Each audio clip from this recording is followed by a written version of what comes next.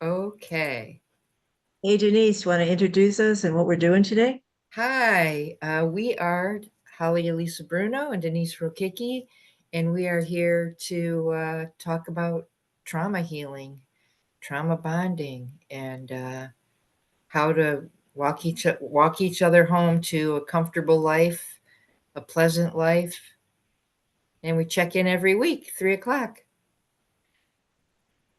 Thank you so much. Yeah, I appreciate that, Denise. And the deal is this.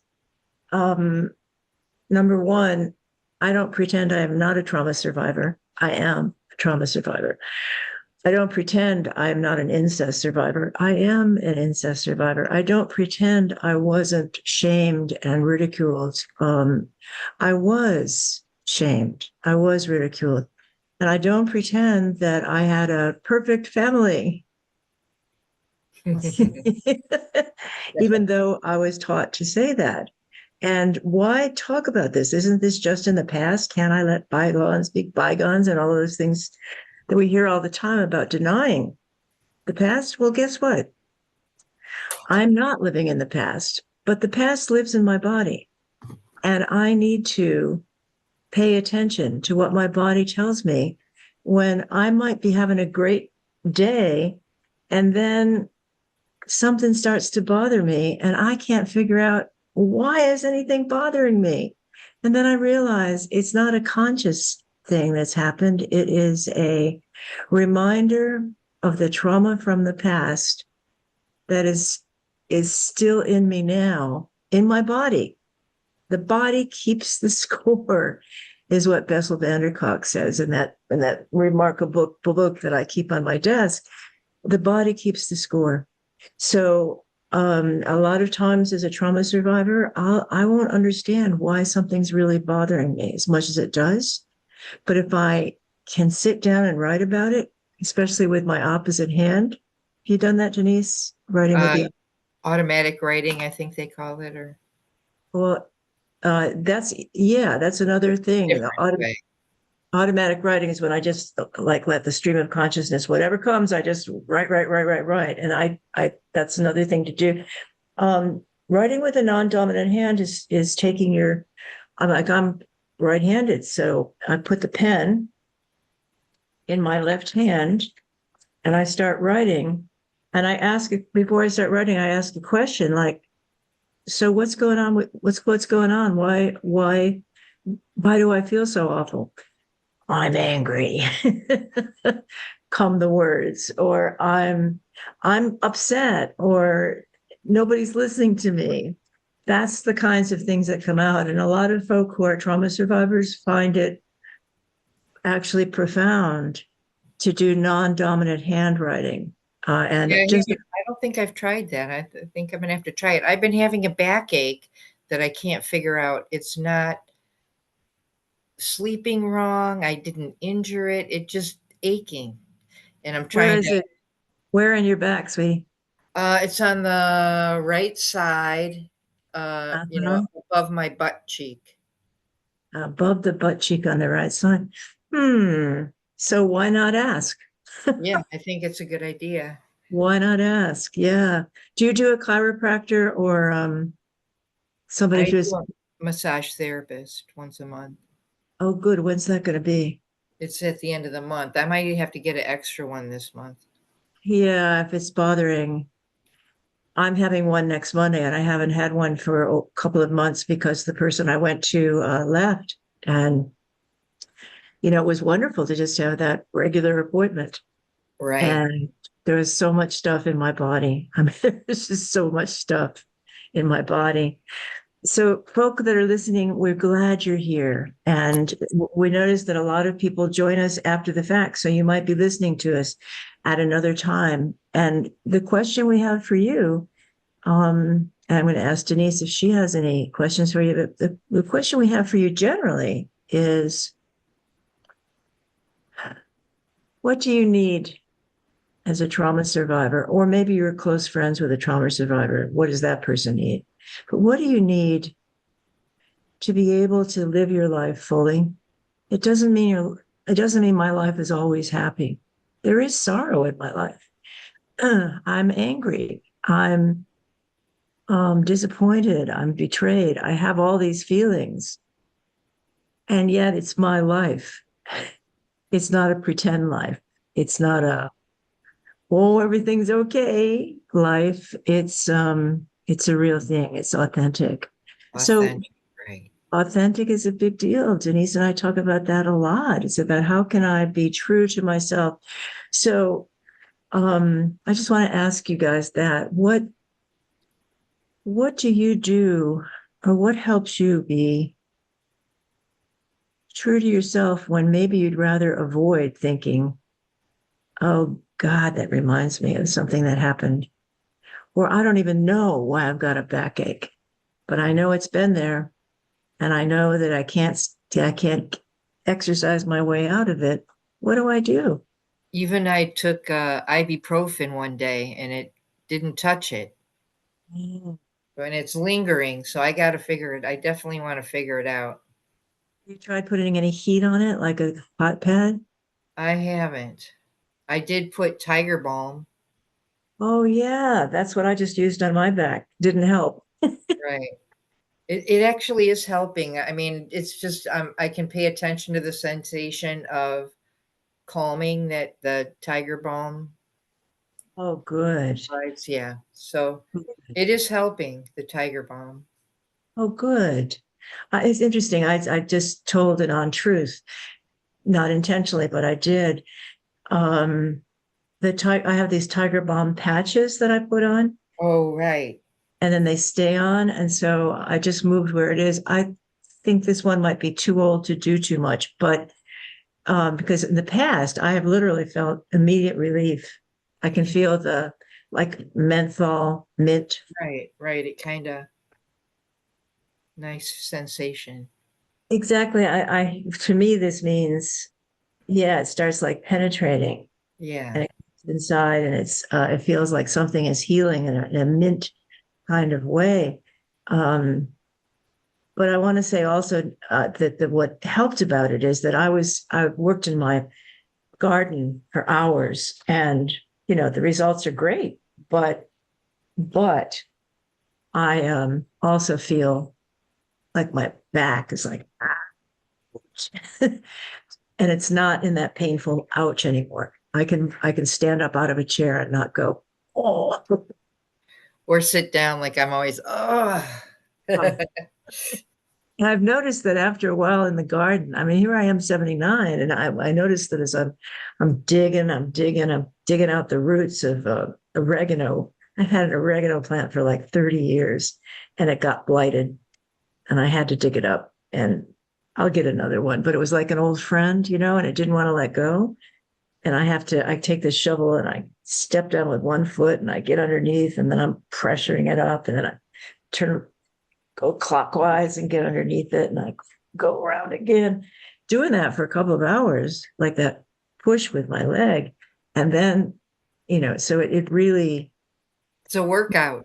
it's a workout, honey. And it was hot, was killer hot. And my son had been with me all weekend. And my son is, if I haven't mentioned him to you guys, my son is 42, and he's from Korea, and I love him a lot, forever and always. And he is neurodiverse. And that often happens with trauma survivors. Have you noticed that, Denise? With trauma survivors, we are given the same people that we had in our early life Hmm, so that we can live with them differently, or right. so that we can live with them in a way that we learned that's helpful to them. And then the question comes, how can it be helpful to us? Like you, for example, have lunch with your friend who is Right. on the spectrum.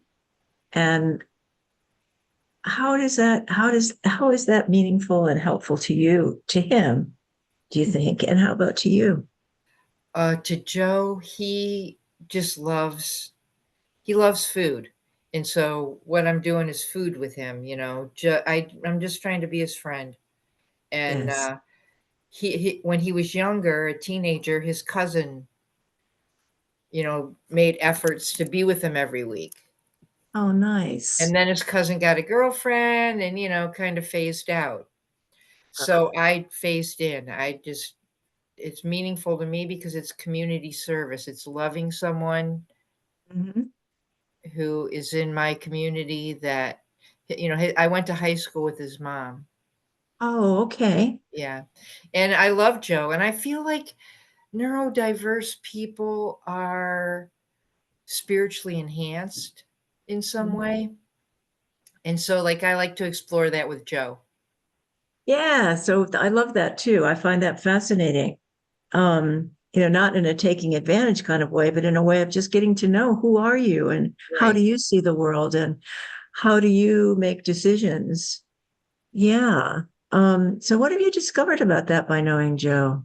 Uh, he is really into the Catholicism. That's what he grew up Okay. with, his family. I did too, and went to Hmm. Catholic high school. And so he also had that upbringing. And sometimes he gets scared of metaphysical stuff. So I like to talk to him about it and talk Hmm. to about it. Not, and it's not evil. It's not, I mean, if it feels dark, yes, you need to protect yourself. But also, it might just be trying to come through, a communication, understanding, a new idea. So I just work with them like that. That's sweet. So what is I'm not asking you to reveal anything about Joe. I'm just wondering, you used the word metaphysical and you said sometimes like reminders of things can make it uncomfortable. Like what's something Right. that might be uncomfortable? Oh, well, a long time ago, we used to, when we first got to know each other, 2012, 2013, we would go to cemeteries Oh, together. I remember. Yeah, he had an interest in ghost hunting. But then he felt like they were following him home. Ah, So we stopped doing that. okay. How did you, so now that's a space. There's a space, right? Where he sees the ghost, he feels the ghost. An objective person that doesn't share that would say something's wrong there. You and I believe, I can't speak for Right. you, but you and I both know that people live in many different states, Exactly. And many different spiritual states, many different mental health states. And for me, growing up with my mother who was psychotic, I just got it. She had different ways of being and was a different person. And I just had to be ready for whoever it was and be compassionate to whoever it was, unless right, it was her most violent, cruel part of her. And then that, all I could do was escape that. stay I safe, right? couldn't stop that. Yeah, there's nothing I could do. So how do you work with someone who's neurodiverse when they're talking about, ghosts are following me? I just say, I believe you. I believe what you're saying. And if it feels uncomfortable, these are the kind of things that you can do to make yourself feel better, which, cleansing, smoke, Mm-hmm. lighting a candle, certain things. Also, Joe requests me to send him Reiki sometimes, and I have a candle for him that's a Reiki candle. So Okay. if he feels like shaky, he will ask me to send him Reiki and light his Reiki candle, and I do. So we All just right. help each other. I love him. I get as much benefit. It's mutually beneficial. I love to Yes. go and explore, thinking with him, and it's cool. Yeah, it is very cool. And how do you think being a trauma survivor helps you love him? He's a trauma survivor also. He had caregivers, and he also survived doctors medicating him in ways that were not helpful. And he Ah, struggled with that a lot when he was young. He had like a fishing tackle box full of pills that he had to, ah. but he doesn't, I don't think he has that anymore. How young was he when he was taking the pills?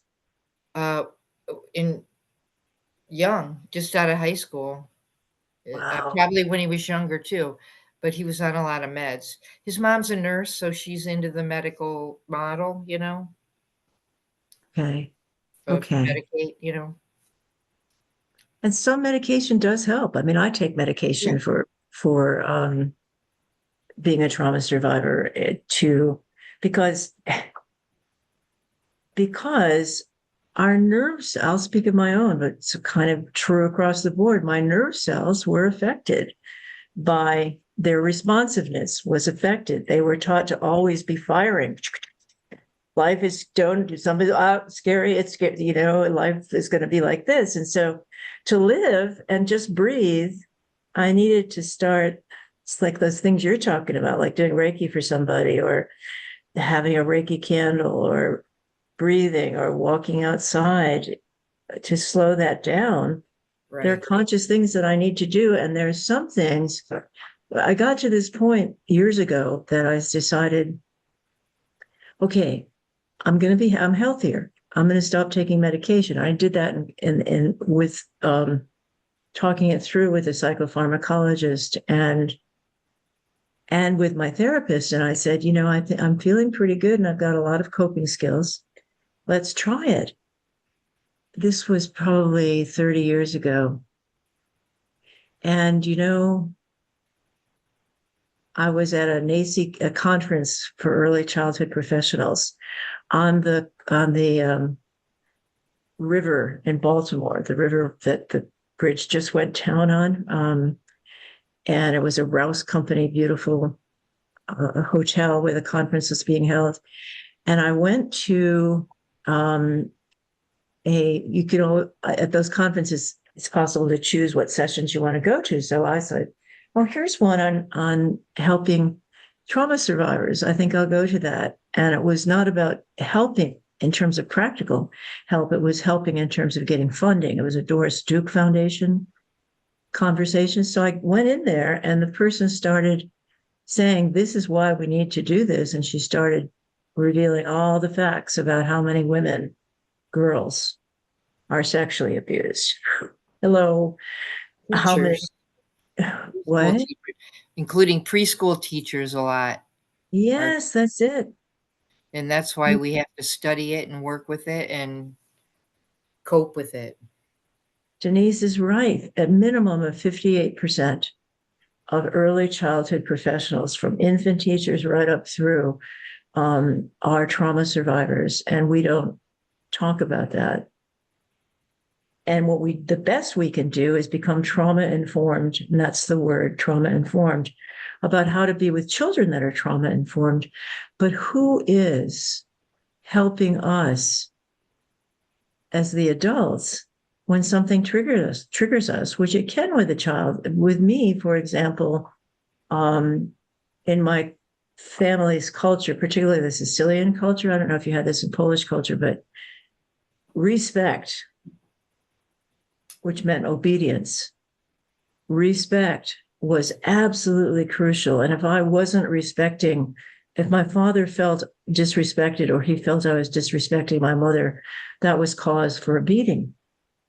And so when my own children would scream or would stomp their feet, as kids do, I didn't at first know what to do because it's just felt to me like it was all about me. That's what I've been taught. It's all about me. They're disrespecting me, and I've got to stop that evil kid.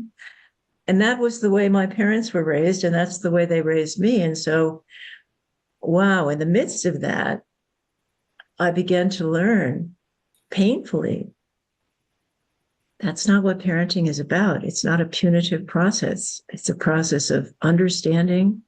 Yes, putting up boundaries, not letting people hurt each other. That's true. But at the same time, it's understanding, ooh, something's really bothering you. What are you hurting?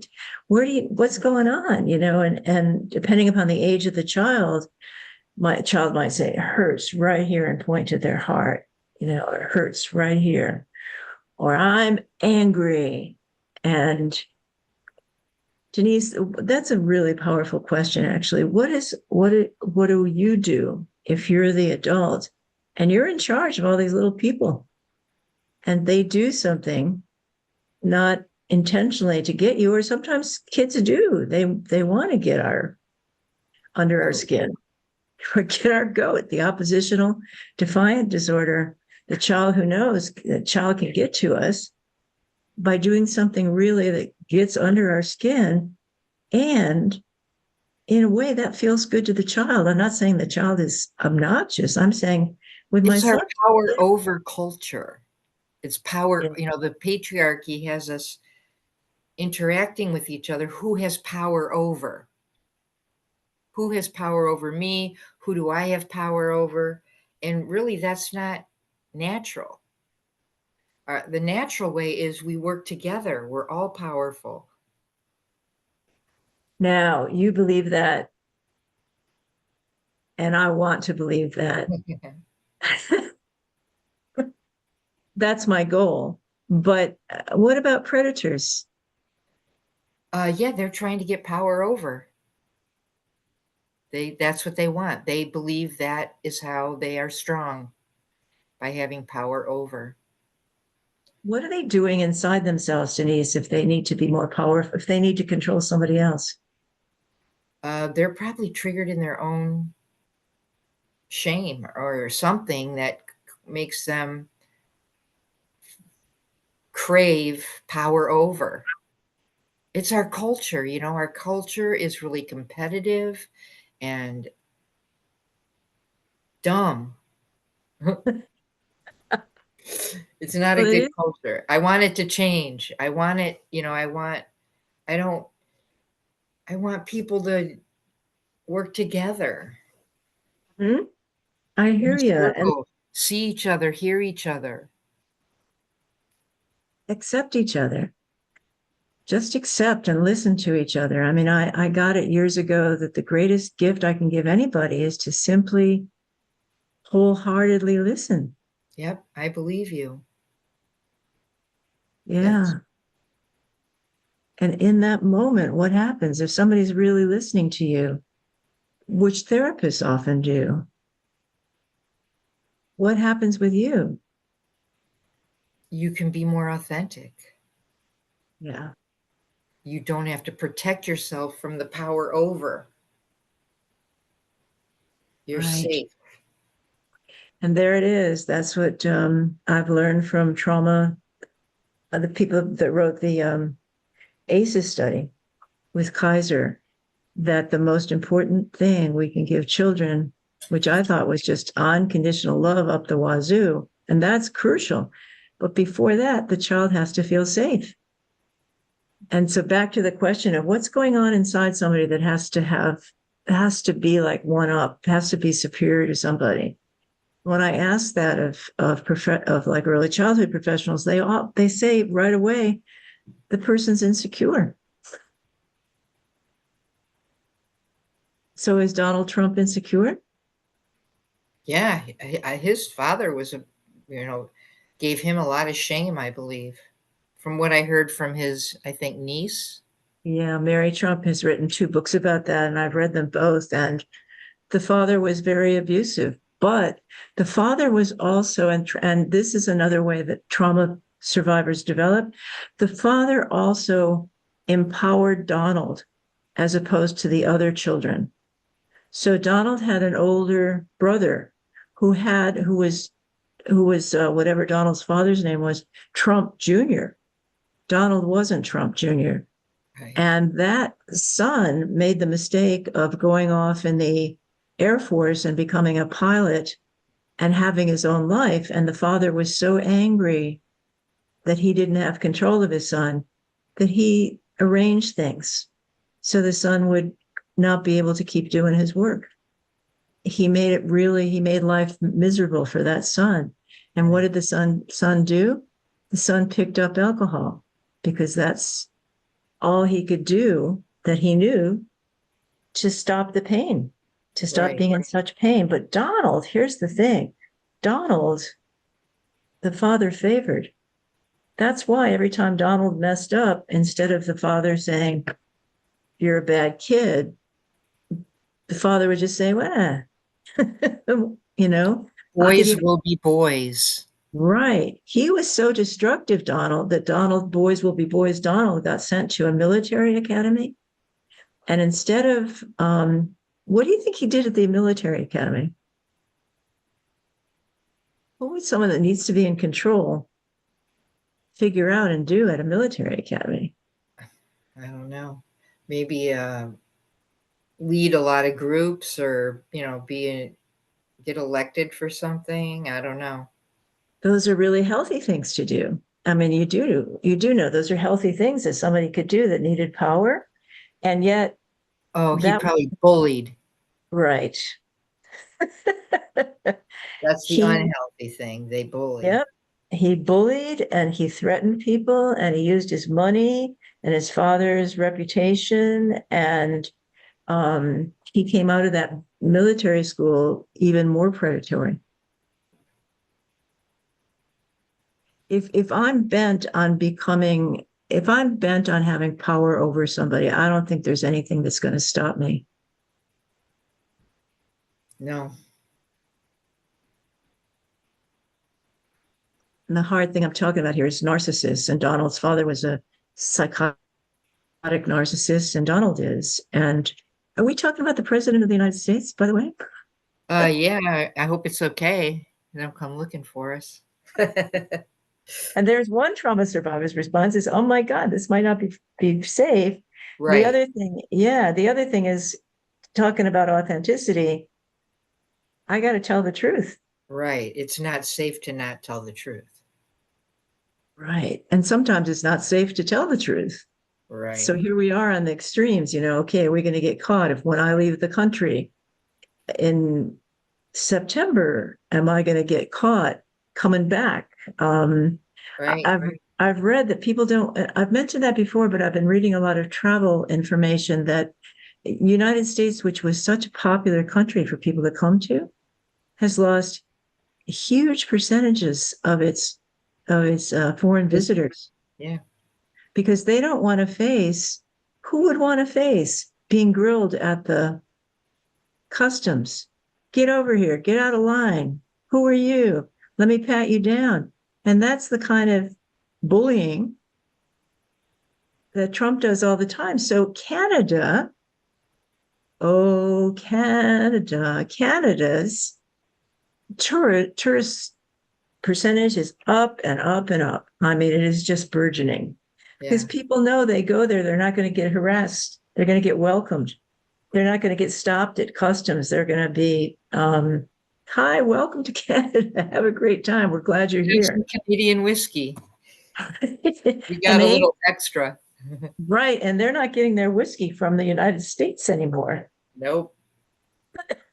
That was a real issue because we exported so much of what is it, the Kentucky and Tennessee and all that stuff, whiskey, bourbon, all of that. Yeah, they're not taking it anymore. Yeah, they're not. And so people aren't coming here. So, and Trump is clearly anti-immigrant. In fact, I saw this powerful thing. I read about it. I didn't see it, where the Chancellor of Germany came over and he held up, he had this like award thingy type thing for not award, but just a historical document for Trump, and it was framed in gold. And the document proved that Trump's family were immigrants from Germany. There was the document right there. It was only like a generation back. I mean, Trump's mother was an immigrant. She Right. came from Scotland and was meant to be a maid. And somehow Trump's father saw her and said, that's the woman that I'm going to possess. And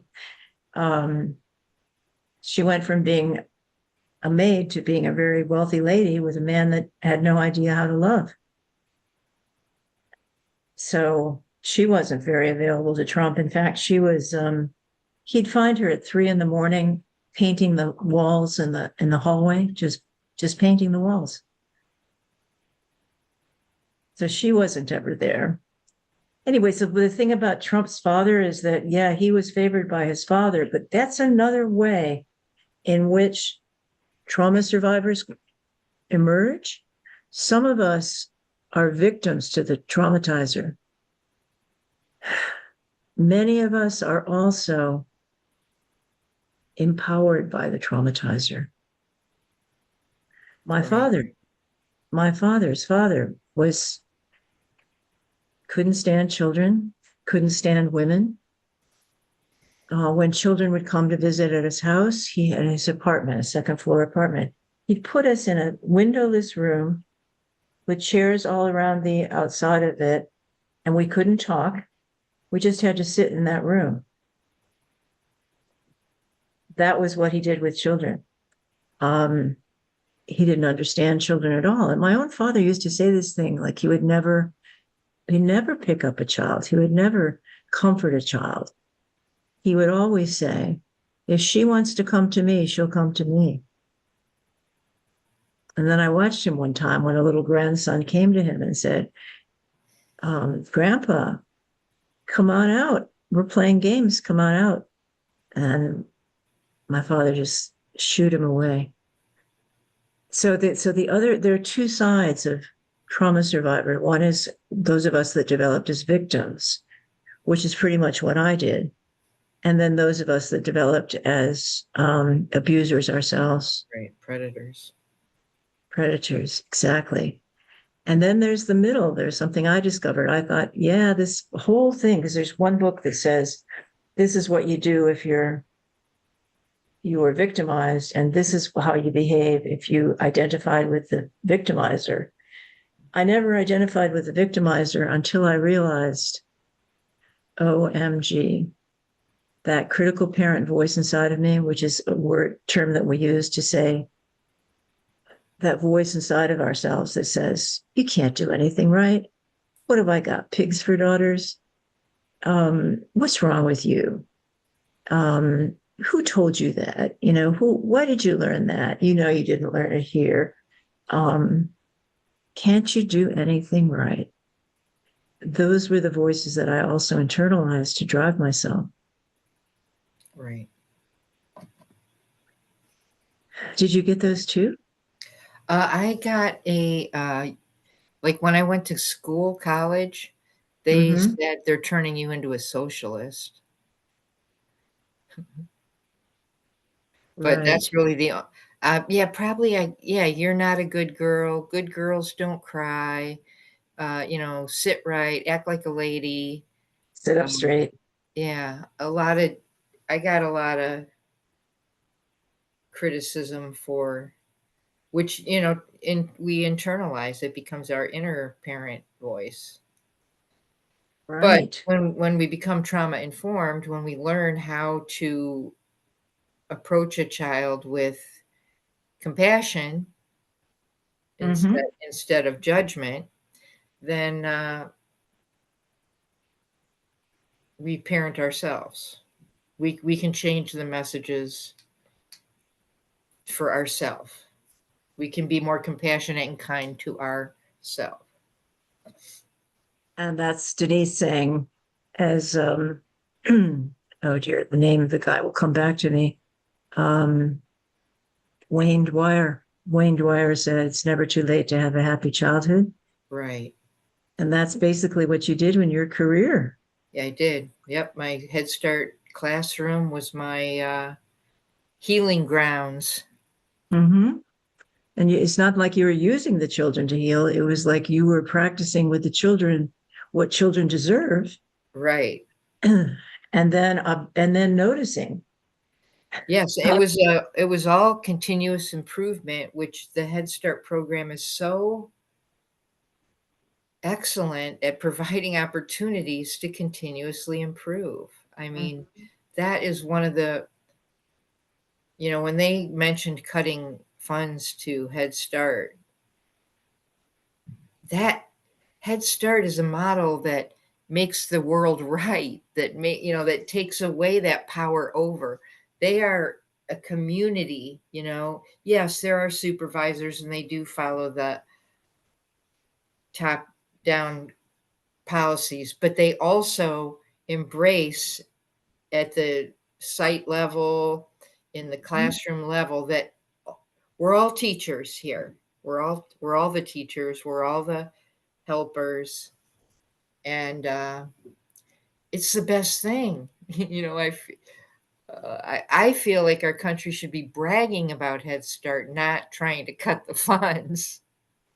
Right. And Head Start is 60 years old now. And it has not quite 60 years, but it has decades of documentation showing how successful, how happy, how productive citizens children become and families become.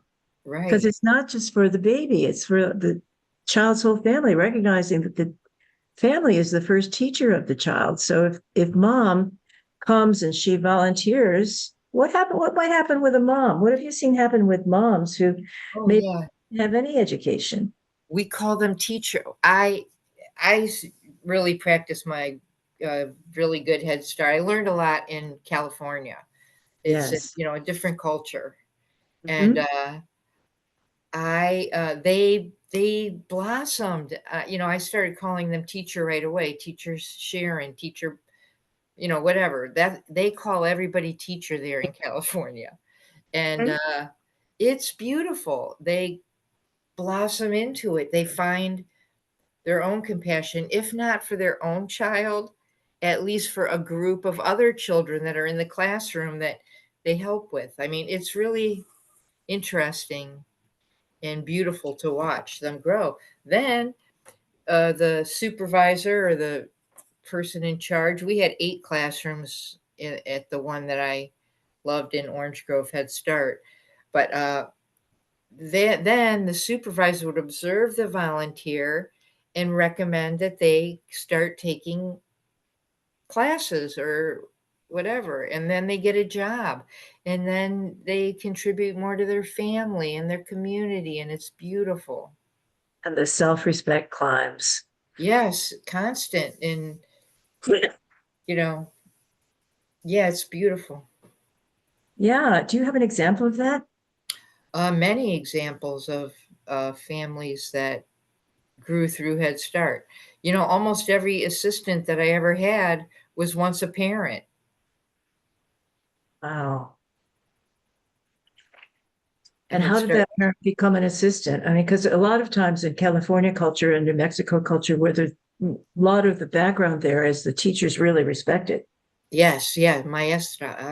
Yeah, Yes, you respect the teacher. So to be able to be called a teacher, that is a remarkable thing. I mean, yes. who am I? I didn't go to school. How can you call me teacher? Well, look at you. You're singing songs with this little group. You're teaching them how to make salsa and a molcajete. You're dancing. You're cutting out shapes and patterns, and yeah, it's beautiful. It And is. yeah, and the same here in Toledo. A lot of my assistants were former parents of Head Start kids, Mhm. and that's part of the beauty of it is that they get empowered, just like their children. Right. And is that how did Head Start come up with that? Or how is that part of Head Start's plan?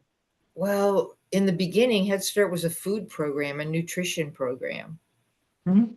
and to feed kids before they went to kindergarten so that their brain had the right nutrients. And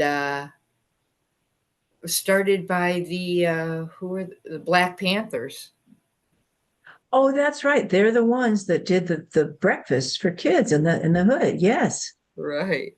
Yes. And it just grew. It has like several components: medical, dental, vision, special needs, social work, teaching. All of these components were developed individually. And after 60 years, you get things right when you're on the continuous improvement plan. Um, I hear you, sweetie. And there's a book. We did some research in Boston with Judge Baker Center, which was a children's research center connected with the many hospitals in Boston. And we I facilitated these meetings, and there were people invited in from California. And there was a woman from Los Angeles, Compton, I don't know where, but definitely city, California. And she had written a book that I can never forget the name of, Something Better for My Children. And she was one of the moms that you're talking about. Right. And she came in, and just because the Head Start teacher said, we really need help, we need some moms to be with us on this field trip to make sure the children are safe. Can you do? Oh, I don't know. Well, you're really good at watching out for Hosea. What if you watched out for Hosea and his two little friends, Milagros and Joshua? Right. Well, I can do that. So something better for my children. This mom started out as a mom, and she was just helping in the classroom. And then she got hired, right? Because people get hired, they get paid to be teachers' aides. Right. And then after a while, she was noticing, what do I do with a child? What I was taught is to spank a child. Right. You don't spank children here. So what do you say to that parent at that point? How do I learn to do something different? Yeah, it's well understood that early child, you never hit a kid. We don't hit kids. Hitting is not the way to go. We speak to them. We talk to them about what they are feeling, what they're doing. Yeah. And a child that is pre-verbal and can't do the speaking thing, what do you do with that child? Hold them, rock them, Comfort them. give them a safe place. You're safe here. You're safe. Mhm. I got you. I Right. You're won't let safe. anybody hurt you. I won't let you hurt anybody. There's a lot of things you can say. Don't let you hurt yourself. Right. So many kids are taught that part too. Yeah, it's really empowering, the whole Head Start concept, and talking about trauma survivors. So many of everybody in the Head Start program has got some relationship with trauma, even if it's just a person who, not just, but even if it's a teacher that comes in and says, oh my gosh, I have all these children that are hyper vigilant. They're watching everything. The door opens and everybody's looking at the door. Um, those teachers learn a whole lot and often end up discovering something they never wanted to face, which is that they had their own trauma. Right. I mean, if trauma can be, as you know, Denise, what would you say trauma is? How would you describe that to someone that didn't know? Uh, hurt. You were hurt. You know, the environment. Poverty is trauma. When you don't have enough. When you aren't sure if you're homeless. You're not sure when your next vegetable is coming. When your next fruit is coming. That's trauma right there. When the That's a knock on the scary. door is coming and saying, Daddy's got to go. Right. Daddy's got to go away. Hypervigilance is a beautiful coping skill for early childhood teachers because children are fast and it's good to be hypervigilant. So we get to use our maladapted uh, Right. coping skill, but it's helpful. And and that's how you can transform in your mind that that rather than hypervigilance being a maladapted skill, you learn Right. how to adapt it to a coping skill. Yeah, I've discovered, and there's been enough written about this too, that all of those maladaptive skills, the things that we were taught simply to survive, are very useful in terms of getting promotions at work. Right. Because the person that's very responsible, which is what trauma survivors learn to do, because ain't nobody being responsible for us, so we learn to take the responsibility. Dependability, Dependability, responsibility. attention to detail. um, and being an excellent problem solver. Right. Well, how does a trauma surviving child become a problem solver? because they're protecting themselves. They're figuring out how to not get into a bad situation. Mm-hmm. And they're maybe doing that for their younger siblings, which is one of the things you did really well. Um, and in my case, maybe they're helping an adult who is not an adult, but a mentally troubled adult um, stay regulated is the term today. Stay Right. regulated. But back in the day, it would have been stay not going crazy, you Right. know? Normal. Right.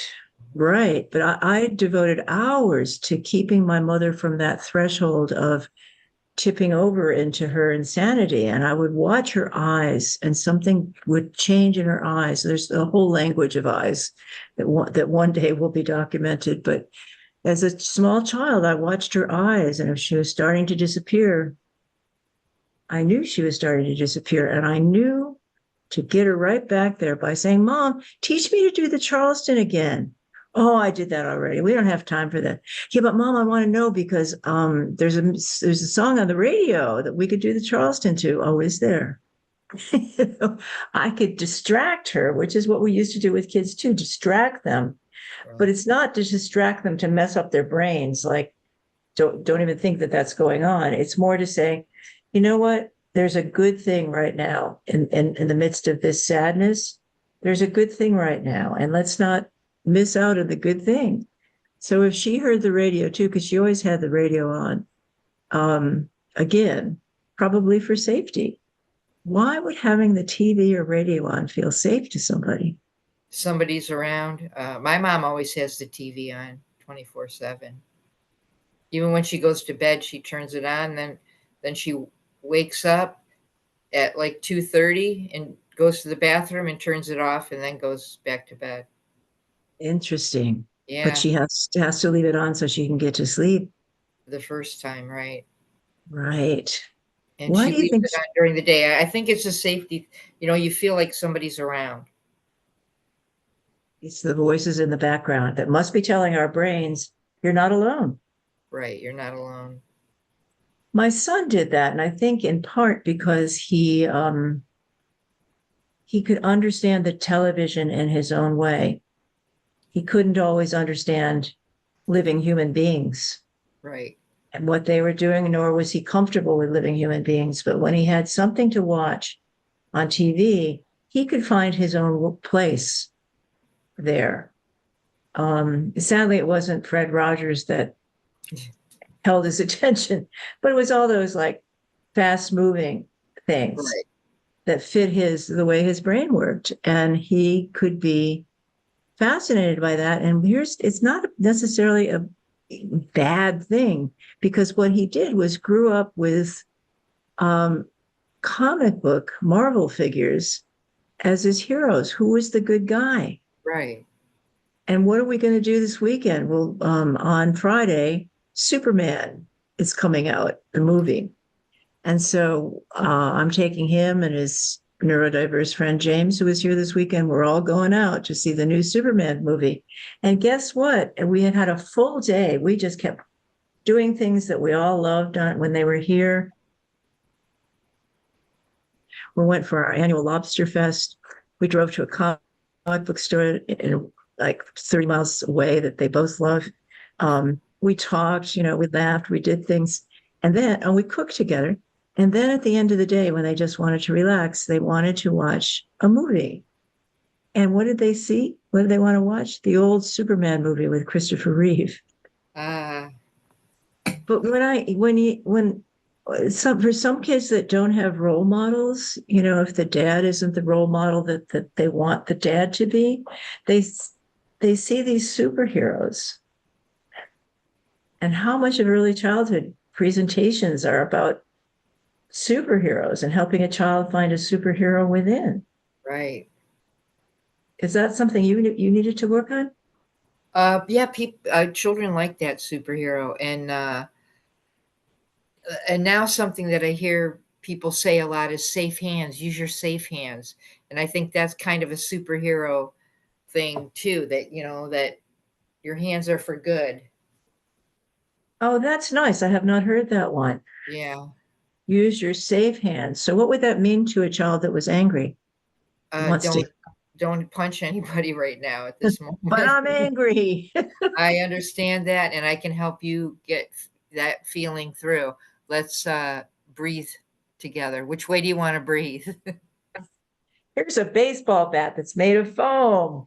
Let's hit this. Or Let's hit. tear up paper. A lot of kids like to tear That's right. to That's get that right. energy out, or I don't run, read, go for a walk, run. go for a run. Right. Let's go That's the outside. way to express that angry energy that doesn't hurt others. Right. And And that's the I'm here safe to help you hands. with that. I'll help That's you right. out. I'll help you. And just hearing those words, I'll help you. I don't remember hearing that as a child. Let me help you. No. I'll help you. I remember my mother in her illness, mental illness, seeing something that I was my hands were trying to figure out, and just grabbing it out of my hands and saying, I'll do that. Like, you can't do it. Why? Because I was the youngest and I wasn't as fast, and she didn't have the patience, and she didn't realize that every opportunity like that, the child's learning. Right. The whole focus, as you talk about, the whole focus of a society, if it's industrial and it's to accomplish things and make products, that's a whole different focus than the society that's about helping people unfold Collaborating. who they're Have meant to compassion. be. Unfold your desires, right? Follow your own interests. Yeah, that's what I'm kind of thinking about now as I'm taking August off of work, Wow. and I'm gonna go travel around up north. I have 3 places up north that I can go, and I'm just gonna travel around and put follow my own interests. What a great thing. Yeah. So, what's Joe going to do? Ju I will be home in between traveling too, so Okay. and he'll be fine. I mean, we take breaks sometimes. Okay. So, Usually at the beginning of the month, we decide which 2 Sundays we're gonna use for, lunch. Well, dinner really is good. at 4:30. He likes me to come exactly at 4:30. That's right. That's right. And you do. I do. I wait Yeah. around the corner until 4:28, then I Right. start my van and go pull in right at 4:30. Cool. Right. I gotcha. But that's how he feels safe. That makes Yes. him feel safe. Hmm. Yes. And I noticed, back to that, I noticed my son solving problems. We often talk about this. He solves problems like the good guy solves the problems. And Mhm. so we talk about, well, now what would so and so do here? Well, he'd be angry first, like Batman. Batman would be angry, but he would never hurt anybody. I'm angry. I don't hurt you, but I'm angry. And yeah, you're right. It's 4. I need to leave kind of on time, so Okay, so we'll I know we start to went wrap to it up. 4:09 or it was 3:09 is when we started, but I have It's to okay. go. Yeah. I got you, girl. Well, we'll honor that. Yeah. So are you going to be able to do the program on We'll those? see. I haven't Yeah. set in stone what I'm gonna do, but I'm gonna visit my sister. I'm gonna visit my other incest survivor support group partner, Oh, Debbie, wow. and I'm Good. gonna go to Mishfest pre-party. It's actually called BMG now, Big Mouth Girl, but it's my old friends that used to go to Mishfest, and they have a pre-party at this woman's house, so I'm gonna go to the pre-party. So what does Midfest stand? What does that mean?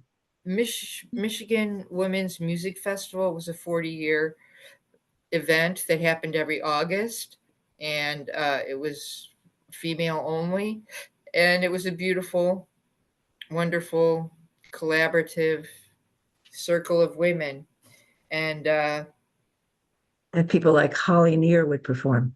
oh yeah, Holly Near the Indigo Girls I was at once were there. Tons of beautiful performers, women performers, and it was just an amazing event. And so then I moved to the other side of the country, and I didn't get to come as much. But then I Right. started coming again before I moved here, so I made connections with people locally also. And yeah, it's awesome. So I'm going to go up there and meet with my friends from California and Arizona. Oh, I love that. So they're flying in for the Midfest? Yeah, they fly in, and one person comes like 10 days early to help the woman that has the house that everybody goes to start off from. And so I'm going to go for that, the pre-party. Oh God, that sounds wonderful. So Yeah, you and I in the month of August and me part of the month of July, let music heal our souls. right. I'm going to be in Vermont for 5 weekends listening to classical, to chamber music and sitting right in the front row and seeing old friends and staying by the riverside and all of those things that are healing.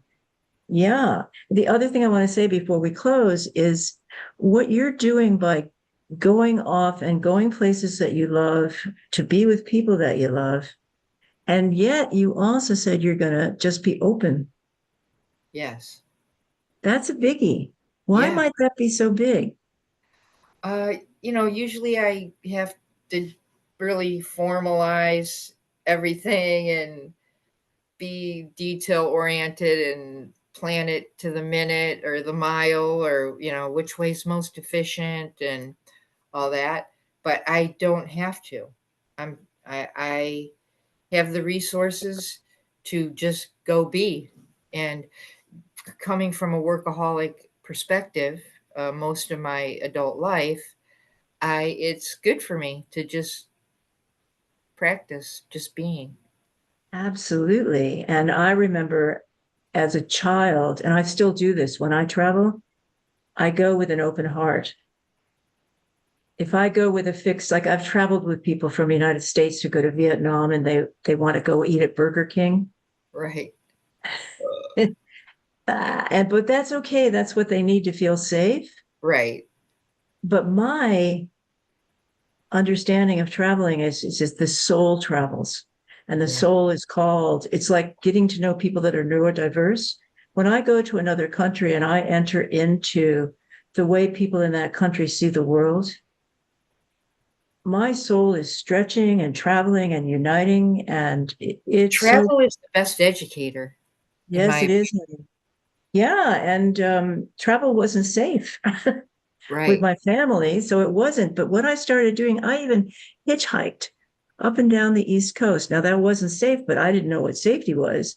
But Right. I knew that if I just put my thumb out, like any boy could, I could go any place I wanted to. So when one of my sisters got married and I didn't have a ride back to North Carolina, and this was way up in upstate New York, I said to this woman from England who was also trying to go back to Washington, so let's just go hitchhiking. Two women in our 20s hitchhiking. Fortunately, non-predators picked us up. Right. But in that not knowing, it's like when you go to northern Ohio, when you don't know what's going to happen, you don't know who you're going to meet. That's also saying, I'm open. Right. I'm open. I'm open and I'm going to learn from it. And that's a beautiful thing. Even if there's sometimes when I travel and I say, I'm so tired right now from being open all day. I'm not going to go to the activity tonight. I'm not going to Right. go to that dance. No, I'm going to stay right here and crash, and that's okay. Yep. And We can make I, that decision in the moment. you got it, sweetie. So that's a great thing that you're doing. So let us wrap up, sweetie. If there's one thing you'd like to tell trauma survivors, not preachy, you're not a preachy person, but just to let them know, here's one thing that helps me. What would you say? Taking a deep breath really is always beneficial. Whenever I have overwhelming sensation, even my pain in my back, I can breathe it and lighten it a bit. It's just, Breathe right into it. yep, we can breathe. That's our that's how we know we're alive, and keep breathing. And thank you so much. And if you're one of the people like me, I was so traumatized that if somebody said breathe, I wanted to smack them because I was choking to death. I was so tight, I couldn't even breathe. So I learned other things like, okay, move because I'm a kinesthetic learner, like move your shoulders, shake, shake, shake, shake, sway. Let's just Tapping, rock. sway. I could sway, and that frees up the lymphatic system, which gets things going that were stuck. So yes, that's a lovely thing to wish for people. And I'll say, in addition to breathing, I will say, just walk out the door. Just walk out the door and notice what pleases you, what Right. calls your attention. And in that, and that was the topic I was going to have for today's program, which is, when have you discovered the divine in your life these last few days? Because just noticing what calls my attention has the divine in it. Yes, that's the divine letting you know you're authentic. I'm authentic. And not only that, but to this difficult situation, I can find a way to live here. Or if a child is upset, like I'll tell you, I want to end with this. My son decided, I know you got to go, so I'll just make this quick. He loves when we cook mussels, we steam mussels. So he and his friend, they were being helpful, and they went and bought the mussels and brought them home. And he held up this little bag. Now mussels have big bags, right? Those mussels. So it was a little bag, and I looked at it, and it was like raw oysters that he had gotten. Ugh. But what did my adaptive brain do? It said, okay, well, you know what? Can you read what that says, Cole? Oysters. So yeah, mussels are black, oysters are gray. So next time, you'll know. But anyway, I said, so let's steam the oysters. And he did. And then, so they both had like, I don't know, 8 oysters apiece, because not all of them opened up. And I was praying that the shells would open up. But they were in the dining room, and I'd done my thing of putting a tablecloth down so I could just wash the tablecloth. But as he was being helpful. He was coming back from the dining room into the kitchen. And as he carried his plate, he wasn't carrying it evenly. So all of that juice and butter and all that stuff went on the floor. And my first response could have been, oh, come on, Nick. But it wasn't.